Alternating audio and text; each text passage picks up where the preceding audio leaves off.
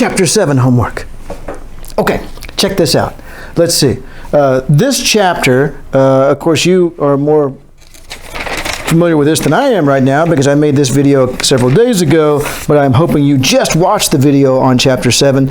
This one was the one about choosing the functional form. So this was the chapter, again, you're probably boring you because you just watched the videos, and we probably talked about it on Zoom, but this is the one where you choose the functional form, okay? And I believe it's also the one where they introduced slope dummies. Was that here? Yeah, slope dummies, all right. So, bearing in mind that's what it's about, 3A. 3A is, oh, yeah. I just looked at this like 5 seconds ago, so I should remember, but I didn't. Look over the following equations and decide whether they are linear in the variables, linear in the coefficients, both, or neither. So go back to those definitions of linear in the coefficients, linear in the variables, and tell on A, B, C, D, and E which one of those 4 categories they fit. That's it. All right, so that's for C. I'm sorry, for 3. Then for number 5, and there's no regressions to run in this one, which is kind of a shame because that's fun. On 5, this is about dummy variables. Yeah. A.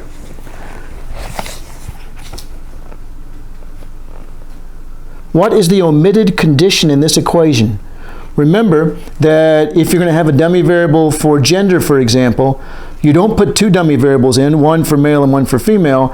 You count one as the omitted condition, and then you put 1 dummy variable in for the other condition. For example, if we put in a dummy variable that says female, that's 1 for female and 0 for male, then male is the omitted condition, all right? If you add a dummy variable for the omitted condition to the equation without dropping any of the others, what's going to happen? And then if you add a dummy variable for the omitted condition but drop E, what's the sign of the new variable's estimated coefficient going to be? That's a really good one. You're going to have to sit there and think carefully about that, how the new condition that had previously been omitted, what sign it will have here in the regression. All right, then 7. 7A. Now this one is a double log form, so you have elasticities, all right?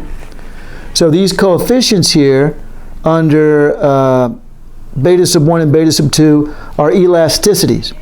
And this is a production function.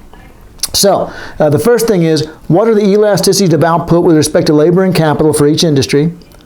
And again, you'll have to go back and look up the elasticity stuff on the double log form. Then what economic significance does the sum of those 2 have? Okay. I'm trying to decide how to tell you this or just to come right out and tell you. Remember the idea of increasing or decreasing returns to scale that you probably had in a previous class. And with increasing returns to scale, as you increase the inputs by 100%, then output increases by more than 100%. If you increase the inputs by 100% and then increases by less, then you have decreasing returns. So sum those so that you're getting a sense of what if I increase both of those coefficients, or both of those inputs at the same time, and see if you get a number greater than or less than 0. But all you have to do is say, what economic significance does the sum have? And the particular issue is the sum greater than or less than 1? All right, and think about what I just said a second ago. Then the last one here is the expected positive slope coefficients. Test these hypotheses at the 5% level. And I never thought this was a very good thing to do, but it says here, hint, this is much harder than it looks. It's because they didn't put in the number of observations. And so he kind of expects people to go look it up themselves, when in fact, the A student will go and look up the article, the original article. I was an A student. You know what I would have done? I would have said, Professor so-and-so, I don't know where the number of observations is on this one. So, I'm just going to tell you, here's 151, all right? So I put it in the homework so you didn't have to look it up. And that's all for Chapter 7.